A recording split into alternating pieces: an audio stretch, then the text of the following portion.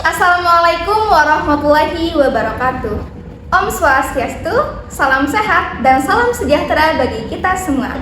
Halo Sobat Gizi, ketemu lagi bersama kita di podcast Bersegi, berbincang seru tentang gizi. Bersama saya, Caida Oktina Hayati, mahasiswi jurusan Gizi, Prodi Sarjana Terapan Gizi dan Dietetika, Poltekkes Kemenkes Mataram, biasa dipanggil Okti. Nah Sobat Gizi, tentunya di sini saya nggak sendirian loh. Saya bersama dengan narasumber kecil kita, yaitu Kak Vivi Andini. Halo Kak Vivi. Okti.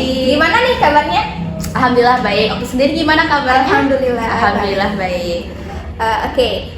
Nah Sobat Gizi, tema yang akan kita angkat pada podcast kali ini yaitu tentang pengalaman berkuliah di jurusan Gizi yang disandingi dengan berorganisasi. Nah, buat teman-teman ataupun adik-adik yang penasaran nih tentang apa aja sih pengalaman kita berkuliah di jurusan Gizi yang dibarengi dengan organisasi, bisa nih kita sharing-sharing, dan teman-teman ataupun adik-adik wajib nih nonton podcast kali ini.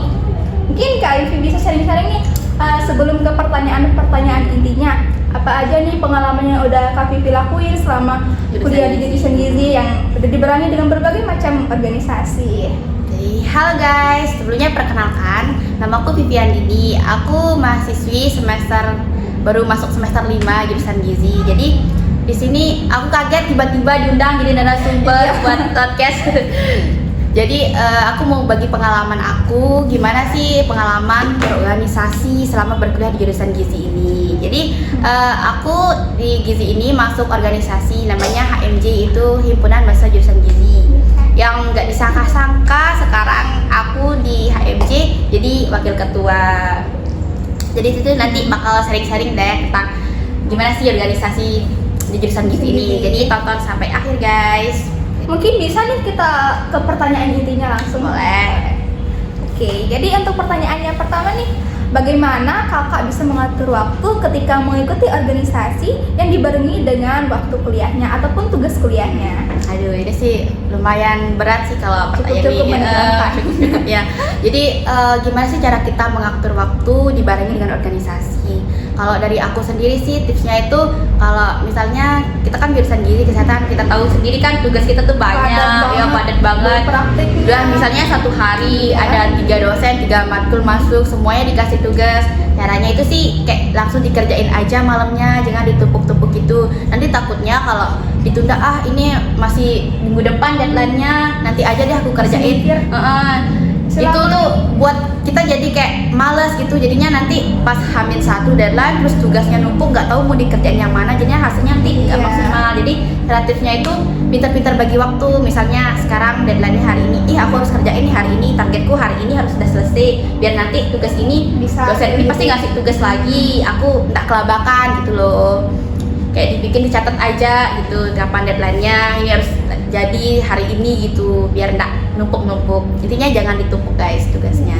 Itu ya teman-teman, intinya kita dengan menumpuk tugas biar kita bisa nih ngerjain satu tugas kuliah yang satunya, bisa juga yang lainnya gitu. Apalagi suka tiba-tiba rapat gitu loh organisasi gitu. Kadang aku sampai bawa gitu tugasnya ke kampus, terus sharing sama teman-teman yang lain juga gimana cara kerjainnya ini, terus langsung jadi, nggak kelabakan jadinya. Kayak kita juga mikir, oh nanti ada rapat nih, tapi Jadi, tugas belum. berarti aku harus jadi sekarang, tugasnya harus jadi biar nanti nggak ganggu. Oke, jadi itu ya teman-teman, kita harus pintar-pintar bagi waktu dan jangan sampai ngerjainnya pas H-1-nya. Oke, untuk pertanyaan selanjutnya nih Kak, apa yang akan kakak lakukan jika waktu kepanitiaan organisasi bersamaan dengan jadwal kelas? Oke, ini sih sering banget terjadi ya kalau kita ikut organisasi teman-teman, sering bertabrakan gitu sama jam kuliah kita. Jadi misalnya di kepanitiaan itu kita perannya penting gitu loh. Kita bisa dispen aja, kecuali kalau di jurusan Gizi ini kan banyak praktik, dimana praktik itu kita harus hadir 100%. Jadinya kita harus ikut praktik dulu ke kampus, bawa semua barang-barang yang berkaitan kepanitiaan itu, nanti habis praktik langsung cus kepanitiaannya. Tapi biasanya kalau di jurusan Gizi ini sih prokernya itu biasanya di hari-hari yang nggak bertabrakan sama hari kuliah. Cuma memang kadang-kadang suka tabrakan gitu. Ya semisal yang ada di hari Jumat, mungkin ada yang ada praktik gitu. Terus misalnya di kepanitiaan juga kita nggak terlalu berperan penting gitu loh. Jadi mungkin bisa di-spend juga di kelas, pasti dosennya juga mengerti kalau emang prokernya itu proker penting banget yang ya. berhubungan dengan perkuliahan. Iya. Tapi biasanya jarang kok di Gizi itu, biasanya di weekend aja prokernya. Ya, Atau di hari libur atau hari lain juga hari bisa. lain. Jadi itu ya teman-teman, bagaimana kita bagi waktu kepanitiaan saat berorganisasi. Kita harus mementingkan nih mana yang lebih penting antara organisasi ataupun perkuliahan. Betul. Gitu ya. Untuk pertanyaan selanjutnya nih, mengapa kakak bisa memilih mengikuti organisasi sambil berkuliah daripada hanya fokus ke perkuliahan saja? Pertanyaan seru nih, pasti mahasiswa baru kan yang baru masuk sekarang Iya. pasti bertanya kenapa sih harus ikut organisasi, kenapa sih ini. Kenapa Jadi nggak kuliah aja? kenapa gitu? nggak kuliah aja, kuliah, dengar materi, ngumpulin tugas, tidur, makan, lanjut kuliah. Mahasiswa apa sih dari kupu-kupu ya, mahasiswa kuliah pulang, Kuliah pulang. Jadi kayak kita tuh mahasiswa pura-pura kuliah rapat. Kuliah rapat. Sering juga disebut kayak Iya. babu kampus gitu, astagfirullahaladzim. Enggak ya. Enggak. Jadi kenapa sih aku suka milih buat ikut organisasi? Jadi sebenarnya saya tuh dari SMP udah sering ikut organisasi, dari SMP terus SMA, terus makanya kuliah juga lanjut ikut organisasi. Kenapa? Karena saya nggak suka diam di rumah. Iya. Nggak suka diem gitu, cuma Suka diam di fokus rumah. belajar. Juga karena kita tahu sendiri kan organisasi itu banyak manfaatnya, bikin banyak relasi. Terus yang kita dapat di organisasi itu nggak mungkin juga kita dapat di kelas. Ada yang nggak kita Di dapat di, luar- kelas, di luar di luar kampus kelas. Kayak misalnya proker-proker di luar, kita jadi tahu cara ini loh, cara begini, ini loh cara begini. Kalau kesini gimana caranya, prosedurnya gimana. tata caranya gimana? Jadi kayak menarik aja sih, organisasi itu nggak plat-plat banget hidup kuliah Nggak kita cuma gitu. boring-boring. Nggak cuma kuliah, nugas, kayak nggak ada Iya. hal baru gitu loh yang di kuliah kita tuh Kita nggak ada. dapetin kayak hanya cuma perkuliahan aja. Betul, kayak nggak flat. cuman Ya nanti tentang- ada yang diceritain di masa depan Iya. kok, pas kuliah gini gitu loh. Jadi itu sih emang udah suka ikut organisasi dari zaman sekolah dulu. Oke, itu ya. Mungkin kalau misalkan ditanyain lagi ke aku juga pasti bakal milih lebih suka berorganisasi Iya. sambil berkuliah, karena memang dari SMA juga aku juga pernah ikut aktif juga di organisasi. OSIS. Di OSIS bukan OSIS. cuma di OSIS juga, di pramuka ataupun di organisasi kerohisan juga. Jadi nggak cuma tentang belajar doang nih kita dapetin, kita bisa juga dapat ilmu-ilmu ataupun relasi, pengalaman yang banyak, bukan cuma di dunia perkuliahan aja, tetapi di luar kampus. Itu pun juga pasti ada bakal kita dapat di dunia perkuliahan, Iya. tetapi lebih biar nggak Lebih over luasnya banget, lagi. luasnya lagi kita bakal ikut organisasi. Jadi itu ya.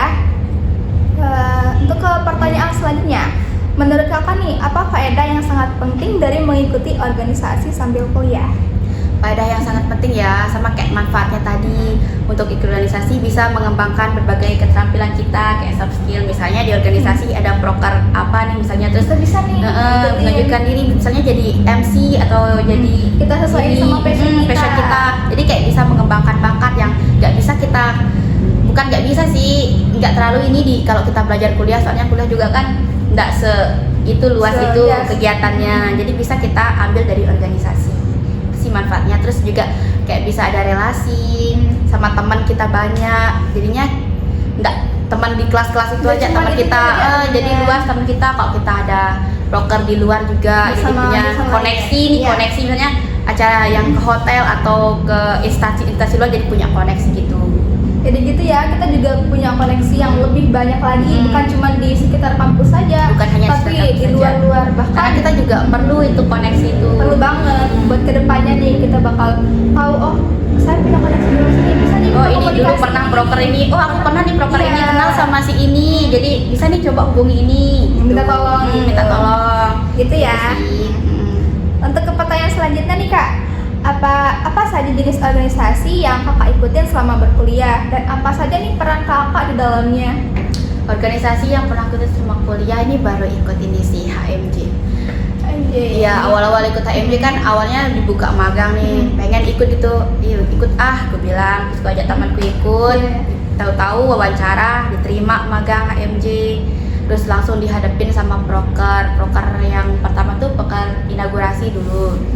Kayak gitu, magang, selesai magang, daftarlah HMJ lagi, ternyata kayak seru gitu loh, Iya. jadinya daftar Banget, HMJ seru lagi. banget. Tanpa disangkanya, pas daftar HMJ keterima, aku dihubungi sama BPH-nya HMJ, terus disuruh jadi kayak Ketika enggak, ya dia dihubungi sama Kang Tika, disuruh jadi koordinator lah. aku kaget kan, kenapa aku baru masuk HMJ terus langsung disuruh jadi koordinator. Aku kan bingung mau jawab iya apa enggak, terus diyakinin gitu, jadinya aku bilang iya, terus jadi koordinator dulu di bidang kesejahteraan, baru masuk HMJ. Jadinya kan melangkahi kakak tingkat gitu loh, aku dipercaya buat jadi koordinatornya. Itu sih. Terus udah satu periode jadi koordinator, banyak belajar, pernah jadi ketua panitia juga yang event prokernya tuh lumayan besar, proker inaugurasi di hotel. Kaget juga sih disuruh jadi ketua panitia di situ, kayak benar-benar berat banget. Depan banyak orang yang cakupannya cukup luas di luar kampus. Terus tiba-tiba disuruhlah nyalon jadi wakil ketua, dan tanpa disangka terpilih menjadi wakil ketua HMJ tahun 2024 bersama ketua saya. Itu sih yang plot twist di hidup saya, nggak bakal saya bayangkan bisa sampai di sini organisasinya. Ini kita jalanin yang benar-benar pas gitu. Oke, jadi itu ya beberapa pengalaman yang Kak Vivi lakuin selama berkuliah, yang dimana awalnya pernah menjadi koordinator yang udah dikasih tanggung jawab penuh oleh kakak tingkat, terus selang beberapa tahun dan periode selanjutnya mencalonkan diri sebagai wakil ketua HMJ 2024 dan akhirnya terpilih dan dipercayakan menjadi wakil ketua pada periode tahun ini. Mungkin adik-adik atau teman-teman bisa nih ikutin jejaknya Kak Vivi nih. Boleh. Ayo daftar HMJ. Ayo. Hima juga. Oke. Untuk ke pertanyaan selanjutnya nih Kak, bagaimana keterlibatan dalam organisasi membantu kakak dalam mengembangkan keterampilan tambahan yang tidak diperoleh secara langsung dari studi di jurusan gizi? Oke, gimana sih keterampilan tambahan yang kita dapatkan di organisasi? Dulunya pas masih zaman sekolah, saya tuh kayak agak kurang kalau ke depan umum, tapi kalau di kelas sih aman. Mungkin kalau di depan teman itu tiba-tiba pas di ini masuk HMJ kuliah sering disuruh jadi MC gitu. Awal-awalnya takut, baru maba masih magang disuruh jadi MC acara Hari Gizi Nasional di Rektorat. Awalnya takut nggak bisa, grogi, nggak bisa ngomong depan banyak orang, nggak bisa formal itu.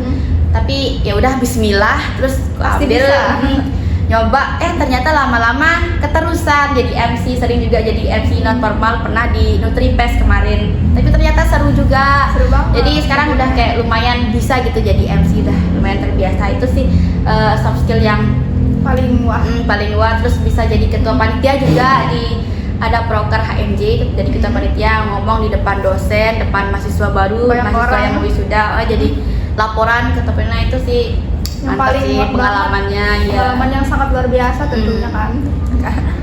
Intinya kalau ikut organisasi kita kembangkan public speakingnya juga keren. Jadinya kalau public speaking sangat dibutuhkan dalam organisasi. Apalagi di kelas kan suka disuruh presentasi kan kalau biasanya orang takut gitu loh, tapi kita kayak aduh udah biasa gitu loh, ngomong ke banyak orang, sering ketemu dosen kan, kalau anak organisasi sering ketemu dosen, jadinya kayak nggak usah dah malu, udah biasa gitu, jadinya jadi aman gitu loh. Kayak grogi banget. Kalau misalkan disuruh jadi depan presentasi nih, kamu nih jadi moderator, nggak mau, tapi kan gara-gara ikut organisasi udah terlatih gitu loh, udah biasa. Itu kelebihan kita ikut organisasi, tentunya public speaking yang kita dapatkan itu lebih banyak, dan tentunya nggak yang misalkan kalau udah disuruh jadi MC kita mau nih langsung bisa gitu, nggak yang grogi banget. Yang grogi gitu banget. Ya teman. Untuk ke pertanyaan selanjutnya nih Kak, apa aja keterampilan baru yang Kakak pelajari dari pengalaman berorganisasi yang membantu dalam studi gizi Kakak?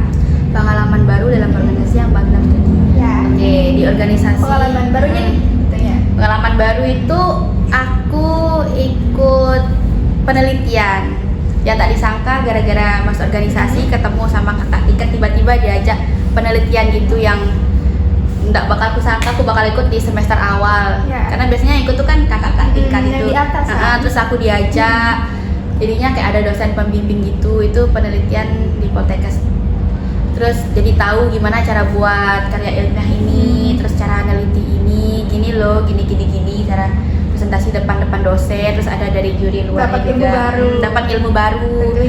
Tentunya juga dapat ilmu baru yang lebih satu langkah lebih awal dari teman-teman kelas kita, karena itu kan materi lebih hard gitu loh, nggak materi kita penelitian, terus materi tentang penyakitnya itu juga kita bisa dapat duluan. Jadinya pas belajar, pas kita naik tingkat terus belajar itu jadinya udah ada gambaran gitu loh. Dan pandangan juga Pandangan juga ke depannya. Gimana nih Oh caranya? ini nih, oh ini yang aku teliti kemarin pernah gini-gini, jadinya gini, jadinya udah ada gambaran gitu loh. Jadi ilmunya bisa kita kasih ke teman-teman yang lain, nggak cuman kita sendiri aja. Ya. Gitu. Juga kalau di organisasi kan sering disuruh buat kayak proposal, rundown gitu, Iya. jadinya di kelas kepake banget ilmu ngetiknya itu loh. Mau Kepake. filosofinya. Itu sih. Jadi itu ya teman-teman, banyak banget nih pengalaman organisasi yang lain yang kita bisa dapetin.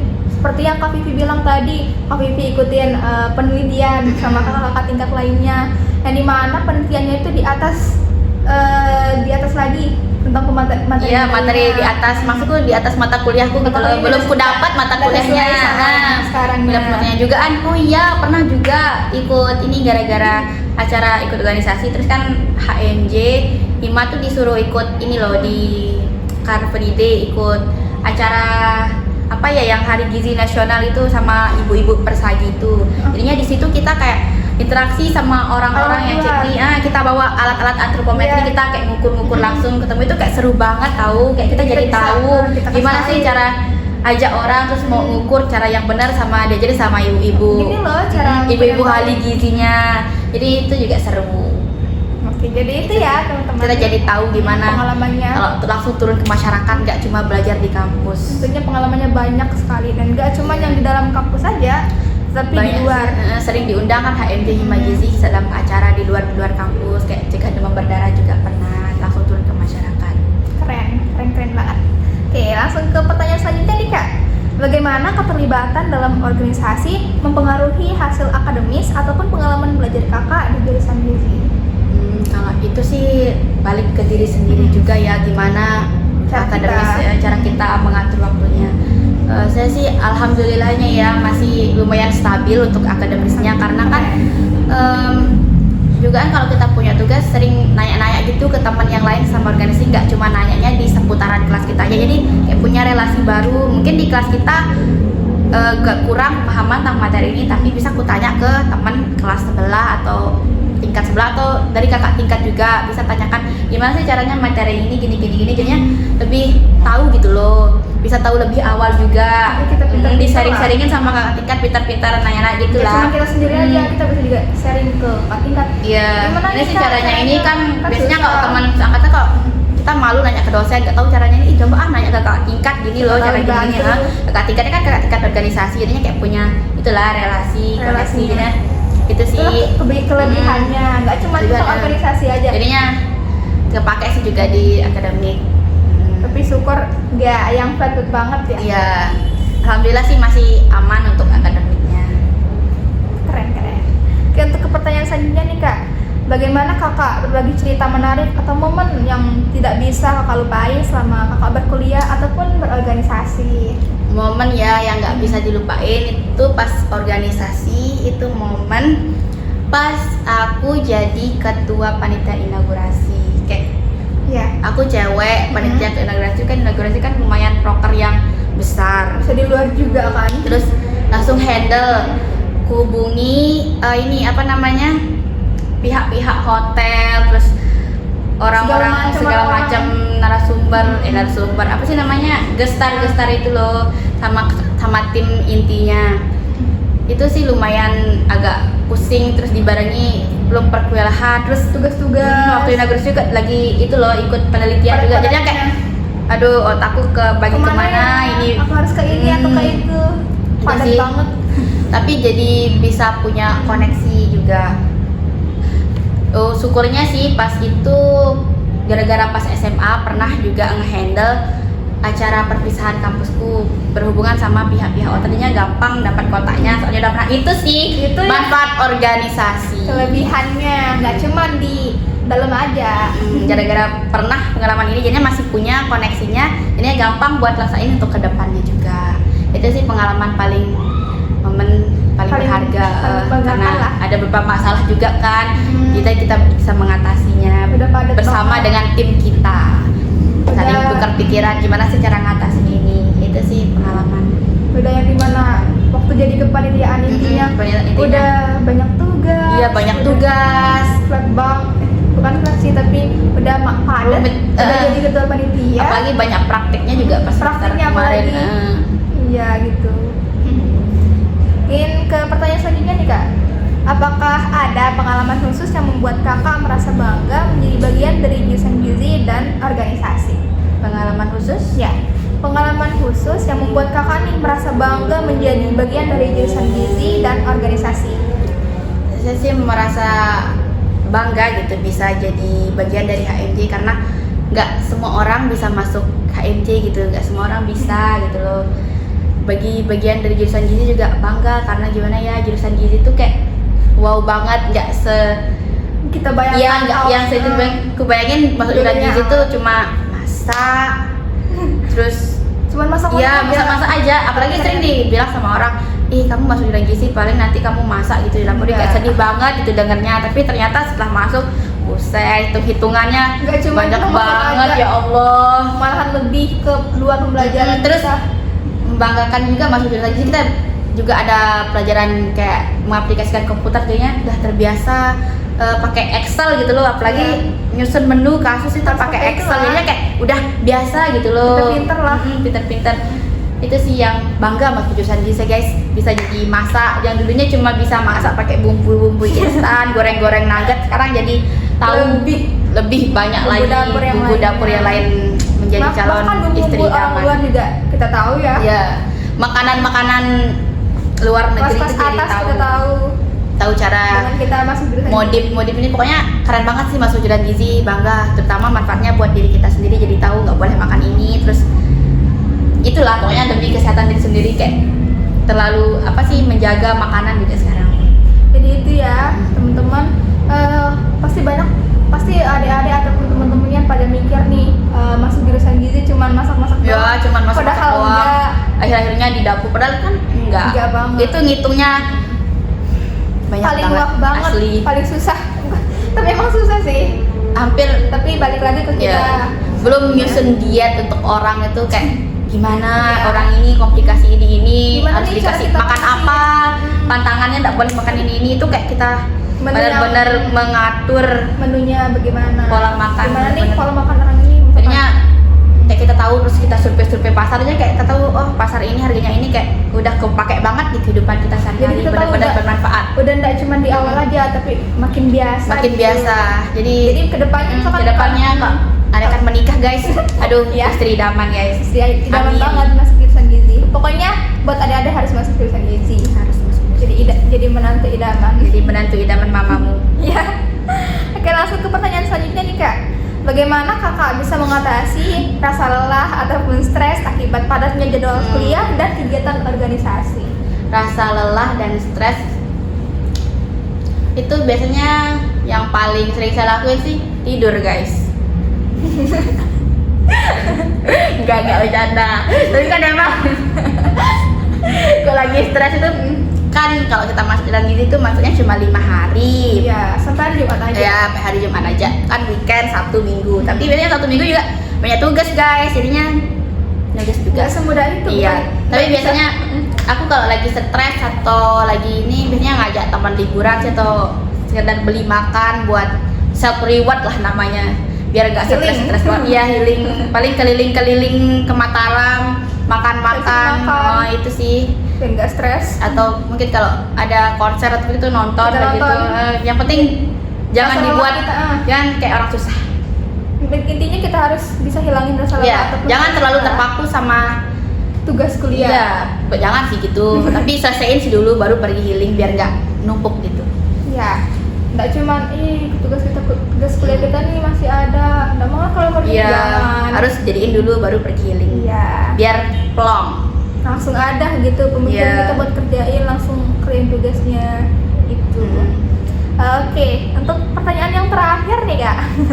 Apa tantangan terbesar yang Kakak hadapi dalam menyeimbangkan tuntutan akademik di jurusan gizi?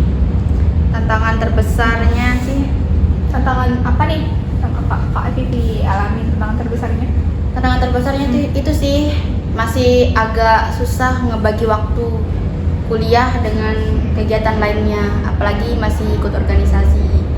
Jadinya suka kelabakan gitu tugasnya kalau ada ada yang ke-skip gitu, nggak langsung dikerjain. Tapi bisa lah seiring berjalannya waktu. Seiring berjalannya waktu tapi udah terbiasa. Apalagi tahu kan tips-tipsnya. Karena di awal kan memang udah nih pasti bakal padat banget nih jadwal, udah kita masuk organisasi, udah kita kuliah dan kuliahnya ini banyak banget tugasnya. Tapi seiring berjalannya waktu Udah terbiasa. udah kita masuk organisasi, kita bisa nih memanage waktu, Manage waktu lebih dengan pintar. organisasi.